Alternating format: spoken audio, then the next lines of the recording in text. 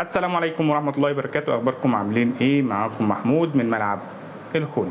خلينا نتكلم إن بقالنا يومين أو 3 بنتكلم في قصة حسين الشحات وسبه وضربه أو اعتداء حسين الشحات على لاعب بيراميدز اللاعب المغربي محمد الشيبي بعد انتهاء المباراة بصفعه على وجه، وكمان إن هو سب الدين للاعب محمد الشيبي.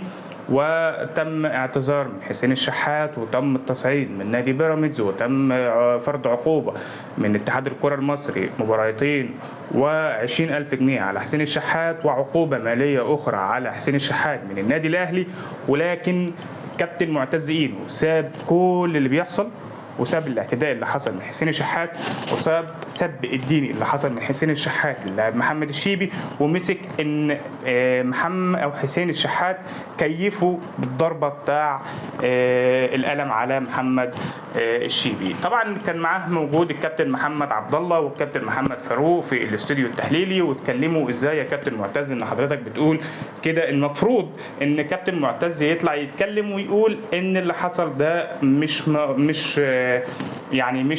ما كانش ينفع من حسين الشحات، وان حسين الشحات لازم يتعاقب وكذا وكذا. ولكن كابتن معتز اينو ساب كل اللي بيحصل حرفيا، ومسك ان طريقه القلم اللي ضربوا بيها حسين الشحات ضرب بيها محمد الشيبي عجبت وكيفت الكابتن معتز اينو، وفرحان جدا جدا جدا من اللي بيحصل. دي العقليه اللي المفروض بتطلع على الاعلام وبتتكلم مع الجماهير عشان خاطر توعيهم وتقول لهم يعني بتحل المباريات وبتحل المشاكل والكلام ده كله. لا، هو عجبه جدا القلم اللي ضربه حسين الشحات. وهنا نتكلم ونقول ان ده الاعلام اللي موجود في مصر، خصوصا بقى اعلام اهلاوي علام زملكاوي، هو ده الاعلام اللي موجود في مصر. كمان يعني الصحف المغربية تداولت الأمر واتكلمت عن اللي حصل، وهناك تصعيد من نادي بيراميدز لحماية اللاعب من اللي حصل، خصوصا بعد الهجوم اللي كان عليه في السوبر المصري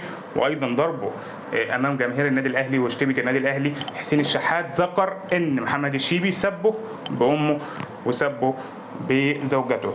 ولكن لو محمد الشيبي شتم حسين الشحات ليه اعتذر؟ الاثنين كانوا هيتم تحويلهم للتحقيق وكل واحد يسرد اللي حصل في الملعب، ولكن ده ما حصلش وتم اعتذار حسين الشحات. وهنا مربط الفرس.